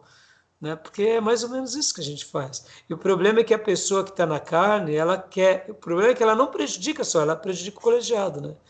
Pode ver. Interessante essa questão, né? Mas é a função pastoral. Há aqueles pastores, deixa eu até fazer um comentário prático. Há aqueles pastores que deixam tudo para Deus. Eles não arbitram sobre o rebanho. Eu respeito a maneira que eles agem. E há aqueles que são mais pragmáticos, que eles arbitram sobre o rebanho. E eu também respeito. Cada pastor vai se identificar no seu DNA. Eu acho e acredito que a função pastoral é a função de ser o médico da alma. Na minha opinião, os que arbitram fazem algo mais correto. Eu vejo isso em Paulo, eu vejo isso em Pedro, eu vejo isso em João Batista, eu vejo isso nos profetas. Eles arbitravam, pode ver que os próprios profetas no Velho Testamento arbitravam, inclusive, no vocês. Então, eu acho que esse é um caminho mais saudável.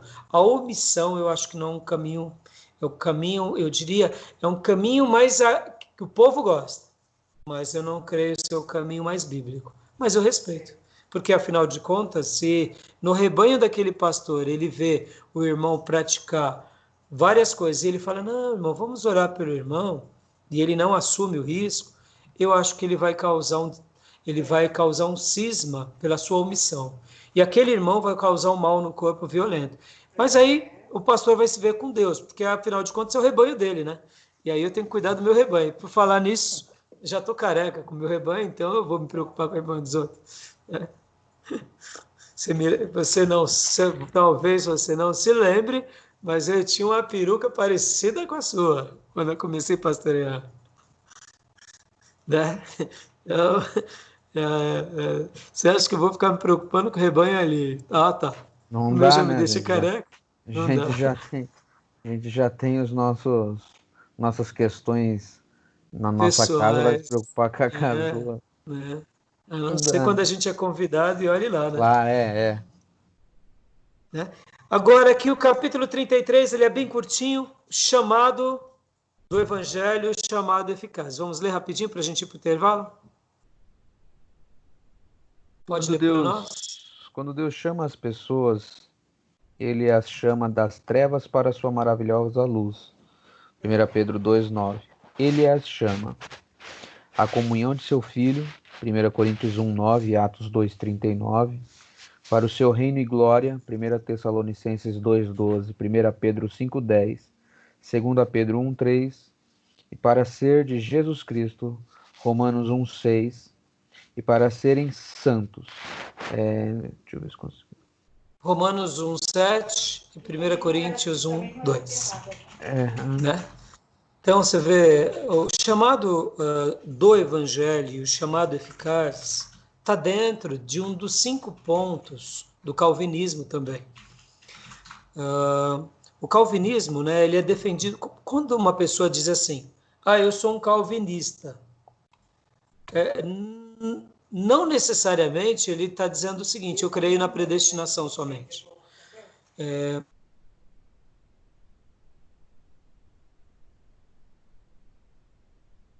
Que Calvino defendia. Dentro desses 5 pontos está a predestinação, o chamado eficaz. Então você vê que esse ponto também o autor ele trabalha porque o calvinismo vai chamar é um chamado eficaz, é um chamado irresistível, que gera em nós o quê? Comunhão com o Filho, para o seu reino e sua glória, para ser de Jesus Cristo, para nos ser santos, ou seja, é um chamado que nos muda totalmente. Eu, particularmente, por exemplo, Wesley, ele acreditava, se você fosse conversar com Wesley e falasse, a eleição, Wesley sempre foi bíblico, ele falaria, creio. Wesley, você crê nos 5 pontos de Calvino? Aí Wesley diria que não, porque aí ele tinha a linha dele de, vamos dizer assim, ele acreditava em uns pontos da predestinação, da eleição e outros pontos não. Por exemplo, quando a gente conversa com um pastor batista hoje, por exemplo, a igreja batista ela nasce num contexto onde ela era uma batista calvinista. Os pregadores do passado, Whitefield e Spurgeon, por exemplo, eles são calvinistas. E eles creem, inclusive, nos 5 pontos de Calvino. Depois, a igreja batista ela passa a ser uma batista que mescla os 2 pontos. Ela mescla doutrinas da eleição, predestinação, e mescla doutrinas do livre-arbítrio. Então, hoje, por exemplo, muitos pastores, como, por exemplo, o pastor Ernesto Nini, quando nós perguntávamos para ele, pastor, e aí sobre a salvação, o crente perde ou não perde a salvação? O pastor Enéas dizia nas nossas aulas, o crente não perde a salvação. Então, ele estava afirmando, entre outras palavras, que a salvação ela não se perde de forma alguma. Mas quando ele fazia essa mesma pergunta na prova, e nosso seminário, louva a Deus, porque mesmo eu tendo nascido numa igreja independente, Eu fui formado no Seminário Batista Nacional, eu não era Batista Nacional. Então, a minha formação teológica é Batista Nacional. Deus me fez pertencer da Igreja Batista Missionária e uma Igreja Batista Nacional. E aí eu me torno um crente Batista Nacional e me torno um pastor Batista Nacional. Hoje, nossa igreja ela é independente, nosso seminário é independente, eu também sou um pastor independente, mas a minha doutrina e o nosso seminário, ele é totalmente Batista Nacional. Sou ainda um Batista Nacional, nossa igreja é uma Batista Nacional, não participando mais da convenção. Mas, por que eu digo isso? Porque o pastor Ernesto Nini nos ensinou naqueles dias, e ele dizia assim, eu vou fazer essa pergunta na prova, e você, irmão, crê que o crente perde a salvação? E aí, como lá era um seminário misto, com muitos alunos pentecostais, assembleanos, aí, quem é assembleano aqui? Aí, os irmãos morrendo de medo, né? Porque era o chefe falando. O crente perde ou não perde a salvação? Aí o irmão relutava ao responder para o Enéas. Aí, muitas vezes, lá no fundo da alma, o assembleano, ele é muito originário, né, nisso. Não, pastor, o senhor me desculpa, mas para mim perde. Você tem certeza, irmão? O pastor Enéas perguntava. Tenho, pastor. Para mim, o crente perde a salvação, se ele não vigiar, ele perde. Então, tá bom. Então, vou considerar a sua resposta. Aí o assembleano arregalava o olho, né? Mas, pastor, pode isso? E aí o pastor Enéas ensinava, para mim não perde, se para você perde, então tá bom. Então ensina o seu rebanho. Então eu fui criado nesse ambiente, eu vi a grandeza de ser um pastor que respeita a diversidade, sabe, Fê? Isso foi fantástico para mim, porque eu falava assim, mas pastor, então quer dizer que eu posso responder na prova o que eu achar? Sim. Pegue o texto bíblico, creia nele e siga. E faça o que você, em outras palavras, siga a Deus com a tua consciência tranquila e em paz. Fantástico. Então é isso, hoje, né, nesse novo formato, desde 2018, de outubro de 2018, que nós fomos desligados da convenção. E eu fui desligado da Ordem dos Pastores, eu me sinto ainda um pastor batista nacional. Vou continuar ensinando tudo isso que eu aprendi, honrando a minha história, esse colegiado que tanto foi bênção para mim, continua sendo bênção, porque eu acredito que isso é o melhor caminho. Eu me lembro uma outra coisa, que quando eu fui fazer a minha ordenação, eu fui fazer a prova, né, para a minha ordenação, logo no início que eu assumi a igreja aqui, isso ali, no início de 97, do ano de 97, eu falei para o doutor Paulo, ele foi fazer a minha prova teológica, né? Eu falei assim, o senhor nos ensinou, junto com os outros pastores, alguns assuntos sobre a doutrina da salvação. E eu, particularmente, mudei algumas questões. Ele falou, tá bom, irmão. Mas você continua crendo na Bíblia? Continua crendo... então tá bom. Não tem problema se você mudou. Então tá bom. Ele nem quis saber. O que eu ia dizer para ele é o seguinte, naqueles dias, eu estou passando por um processo, depois que eu saí do seminário, eu era um arminiano roxo, agora já não sou mais. Eu ia dizer isso para ele. Mas ele nem se importou. Ele falou, você continua sendo bíblico, continua crendo, então tá bom. Eu ia falar isso, mas ele nem quis saber. Eu falei, olha, como é gostoso estar com homens de Deus. Porque, voltando a falar de Wesley, né? Wesley, ele tinha uma linha. Então, ser um calvinista é acreditar nos 5 pontos de Calvino, que ele classifica, na leitura dele, como importantes. Não que... me entenda, viu, Felipe? Quando uma pessoa fala assim, eu sou um calvinista, não é que você está seguindo Calvino, é que você está dizendo, não, eu penso que nem Calvino. Por exemplo, o chamado do evangelho irresistível é um dos postulados de Calvino. Eu, particularmente, acredito nisso, que o chamado de Cristo ele é irresistível, na minha concepção. Eu sei que racionalmente eu aceitei isso, mas no fundo do meu coração foi uma força maior do que a minha consciência. Conhecer Cristo, entender de Cristo, ser tocado por Cristo, ser enxergado como um pecador e ter a clareza de tudo isso como Calvino chamado, é um chamado eficaz. Ou seja, isso é obra do Espírito Santo na nossa vida. Então, é um dos postulados dos 5 pontos de Calvino. Por isso, quem diz ser calvinista, ele está declarando que ele crê nos 5 pontos. Eu, particularmente, hoje, a gente está entrando nisso, eu sou calvinista. Eu acredito nos 5 pontos de Calvino. Não tenho dúvida. Sempre falei isso no seminário, inclusive quando eu dei aula, eu lembro que o diretor do seminário perguntou, mas você acredita nos 5 pontos? Eu falei, acredito, não tenho dúvida nenhuma. Eu falei, mesmo? Eu falei, para mim, né, não tenho dúvida nenhuma. Mas porque o que acontece é que os 5 pontos de Calvino ele entram em algumas dúvidas, porque muitas vezes a gente quer arrazoar com a mente.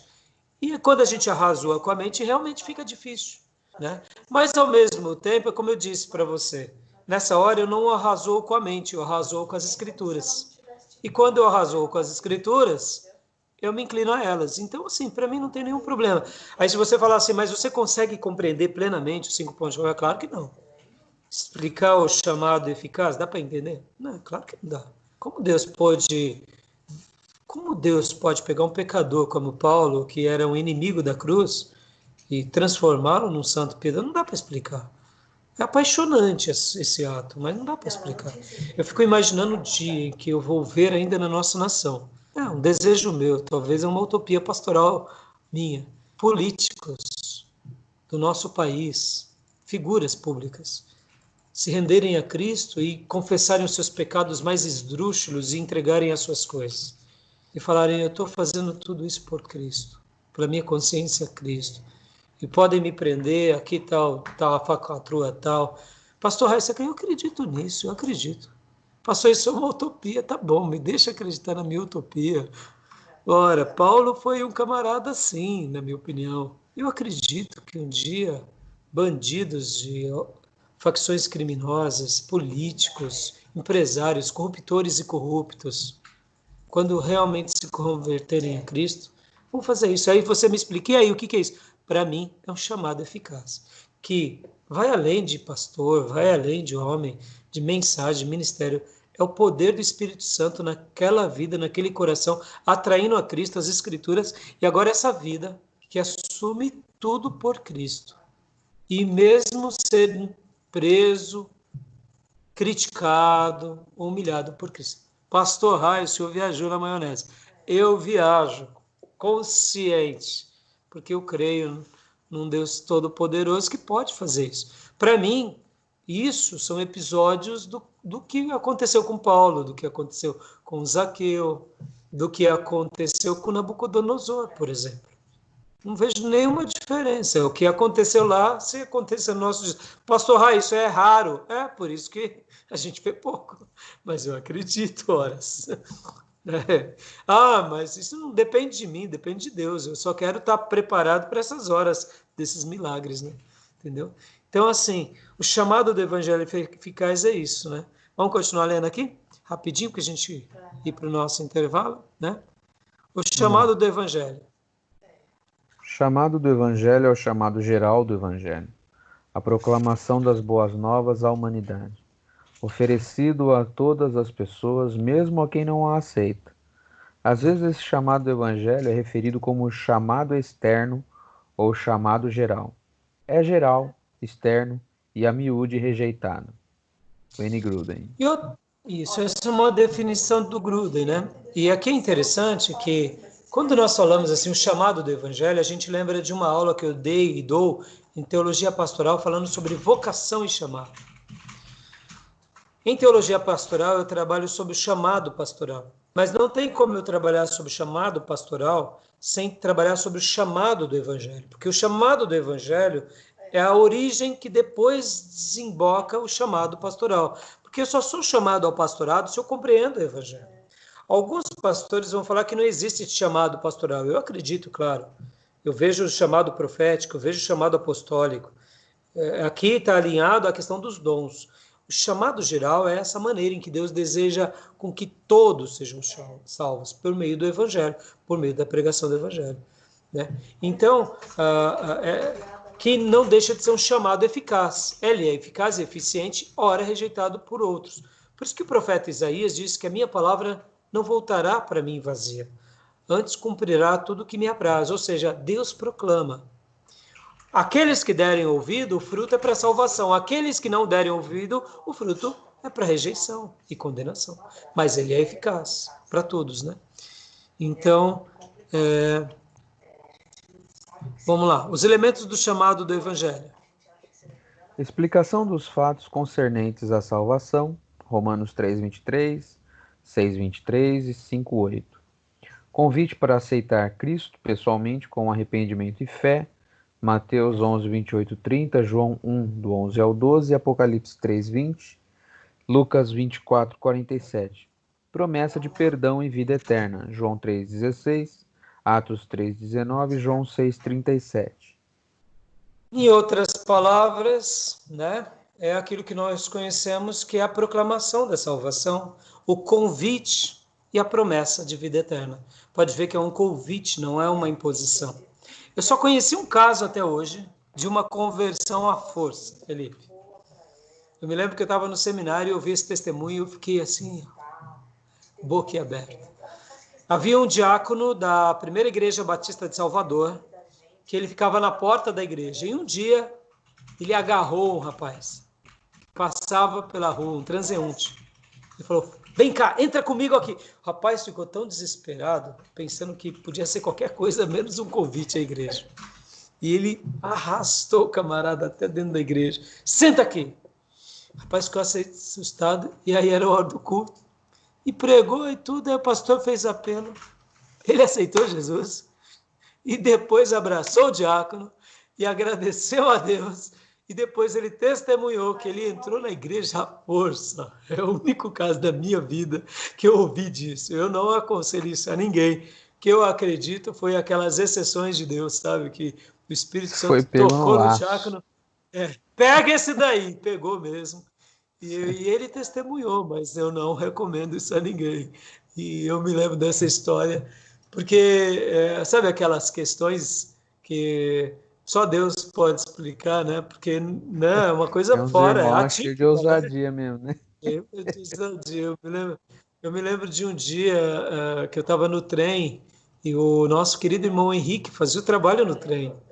E eu vivia, né? E eu tive o prazer e a honra de discipular o Henrique, discipular tantos irmãos que eram da nossa igreja que tinham trabalho no trem. Eles não podiam me ver no trem, que eles falavam, pastor, é o meu pastor, vem pregar. Eu falava, pelo amor de Deus, deixa eu ficar quietinho.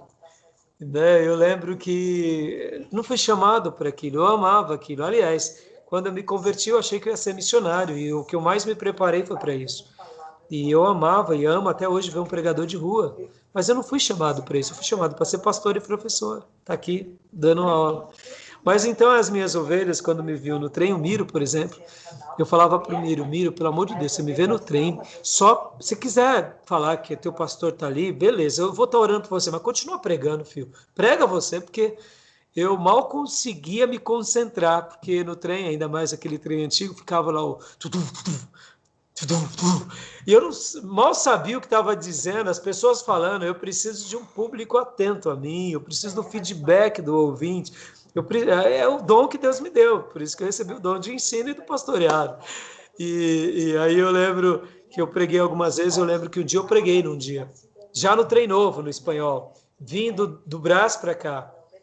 E eu lembro como hoje, eu preguei tudo. E depois o Henrique, olha só o que ele fez. Tinha um rapaz que o Henrique apontou o dedo na cara dele. Eu falei, pelo amor de Deus, vamos apanhar aqui. Hoje é o dia que a gente vai apanhar, no meio do trem, no vagão. E por que você, rapaz? E apontando assim, o trem estava lotado. Você, não sei o quê. E começou a falar na cara do rapaz. Eu falei, pelo amor de Deus, Henrique. Eu falei, vamos tomar uma sova aqui, tudo bem, eu sou pastor, vou apanhar junto, é minhas ovelhas, né? Tem que estar na alegria, vamos estar na dor. Eu falei, ai meu Deus do céu. E ali ele falou, e ele falou assim, e você crê em Jesus? Você quer entregar a sua vida a Jesus? O rapaz disse, amém, eu quero aceitar Jesus. Aí eu falei assim, pelo amor de Deus, eu tô achando que eu vou apanhar. O Henrique acabou de ganhar uma alma para Jesus. Ou seja, é a ousadia do evangelista, né? O evangelista, ele recebe os ímpetos inexplicáveis. Já recebi isso na minha vida, mas raramente. E eu me lembro que de uma sova virou um regozijo imenso. Eu falei, e eu pensava comigo, meu Deus, se a gente não apanhar, eu vou pegar o Henrique, vou dar um puxão de orelha nele. Que abordagem é essa? Pelo amor de Deus. E ali, quando tudo acabou, eu fiquei quietinho, guardei isso no meu coração e falei, louvado seja o teu nome, Senhor. O Senhor faz como o Senhor bem deseja, como o Senhor bem quer. Usa os teus servos. É por isso que tem hora nessas horas que eu só oro. Porque eu falo, Senhor, usa os teus servos. Eu me lembro também de um outro testemunho, filho, de um pastor da primeira igreja batista. Vou lembrar o nome dele. Da Floresta, Igreja Batista da Floresta, do Josué Irion, pastor daquela igreja, se eu não me engano. Ele conta uma história muito interessante, que esse pastor, alguém contou essa história, não me recordo o nome dele. Ele era um grande evangelista, esse pastor. E um dia ele foi convidado a fazer um enterro, ou fazer uma oração fúnebre, no velório, né? E era um membro da igreja dele que tinha perdido um parente que era espírita ou alguma coisa assim. E chegou lá no meio do espiritismo, cheio de, ou melhor, do culto fúnebre, tinha muitos espíritas. E quando ele foi dar a palavra, ele falou mais ou menos com essas palavras: ser espírita é muito idiota. Se você crê no espiritismo, você é muito idiota. E porque o espiritismo é doutrina de gente idiota. Mas hoje eu venho aqui falar de Jesus, que morreu para te salvar, para você não ir para o inferno e nem ter uma vida idiota. Quem aqui no velório que quer aceitar Jesus? O que você e eu, ou a maioria, pensaria? Vai apoiar esse pastor. Só espírito. Ou no mínimo é ignorante. Que nem o Felipe. Ou no mínimo ignorante. Sabe o que aconteceu? Naquela ocasião ele fez uma colheita. Várias pessoas espíritas aceitaram a Cristo. Então, nessas horas, eu me calo e glorifico a Deus, porque é o chamado eficaz. E é um profeta máxima, de Deus. Entra naquela máxima, né, de Jonas, né? Às vezes a gente, até mesmo por conta do nosso intelecto, da nossa teologia, às vezes a gente acha que sabe tanto e Deus manda a gente fazer alguma coisa no nosso espírito, a gente às vezes duvida, né? Jonas não queria pregar em Nínive, né? Para ele que morressem todos aqueles incircuncisos, né? Mas exatamente. Chega lá, prega, mesmo com má vontade, ainda prega e a cidade inteira se converte. Vai entender, a gente tem que estar atento, né? Exatamente. E aí aqui, então, você vê, por isso que tem horas que a gente tem que simplesmente seguir o evangelho. E a gente tem que respeitar aqueles que estão fazendo a obra.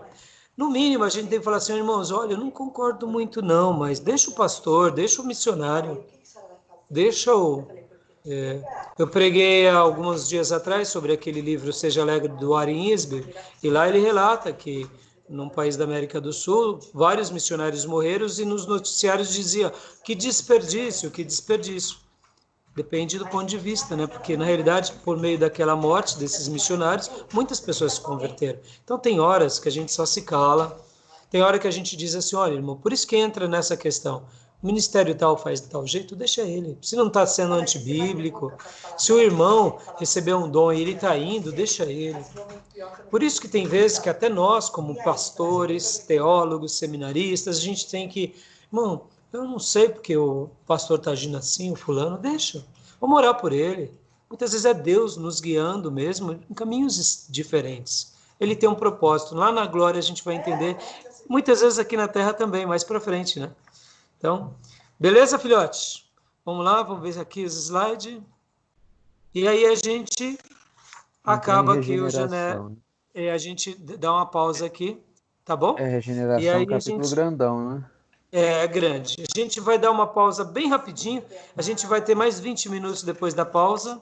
E a gente vai... A regeneração é uma doutrina que eu quero acreditar que você não vai ter muita dificuldade, porque é um assunto que você já conhece muito bem. Grande, não. É um pouquinho, mas talvez seria mais difícil para uma pessoa que está no começo da caminhada, né? Para quem já tem um pouco mais de tempo, é mais fácil. Tá bom? Vamos tomar uma aguinha? Só esticar as pernas um pouco, né? A gente foi 1h44 essa aula. Foi boa, mas foi longa. E aí, na outra a gente faz uma aulinha curta de 20 minutos e encerra por hoje. Tá bom? Tá bom. Beleza, então. Até já, filhote. Até. Vou desligar aqui para gravar essa mensagem, tá? Até já.